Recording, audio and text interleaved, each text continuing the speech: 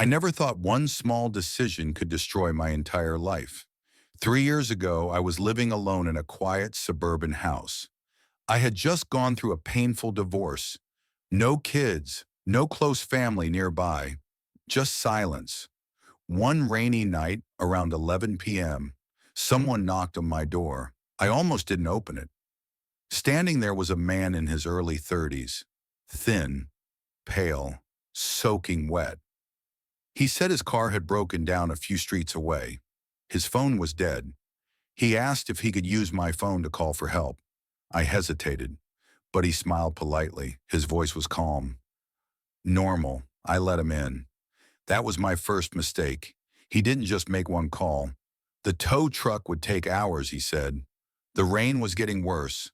Buses had stopped running. He asked if he could wait inside. Then he asked if he could stay the night. I told myself it was temporary, just one night. I locked my bedroom door anyway. The next morning, he was still there. He made coffee, cleaned the kitchen, thanked me like I had saved his life. He said his name was Daniel. Daniel didn't leave that day. His car supposedly needed expensive repairs. He had lost his job. His apartment lease had ended.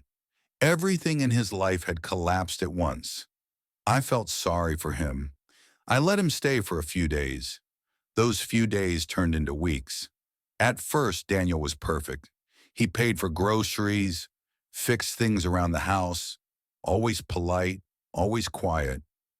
He listened when I talked about my divorce. He never judged, but slowly, small things fell off. He started rearranging furniture without asking. He knew my schedule better than I did.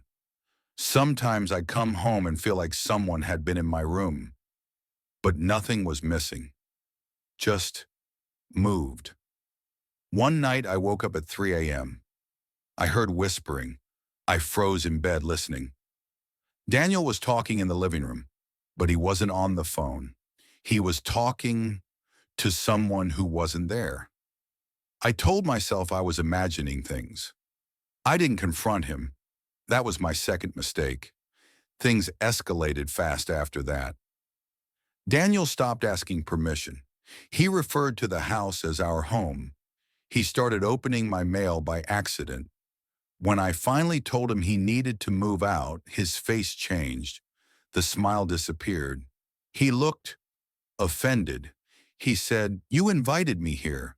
You don't get to throw me away." The next day I tried to change the locks. The locksmith refused. Daniel had already called earlier that morning. He claimed he lived there.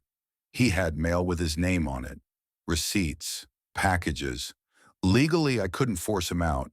I panicked. That's when the threats started. Not loud, not violent, quiet ones. "You wouldn't survive another divorce," he said casually. "People already think you're unstable." He knew things, private things I had never told anyone. One night I came home and found photos laid out on the table. Pictures of me sleeping, pictures of me in the shower, pictures taken inside my own house. I called the police. They said it was a civil matter. I stopped sleeping. Daniel moved freely through the house. Sometimes he stood outside my bedroom door at night, breathing. The breaking point came when I found a hidden camera in my bedroom. That night I packed a bag and left my own house.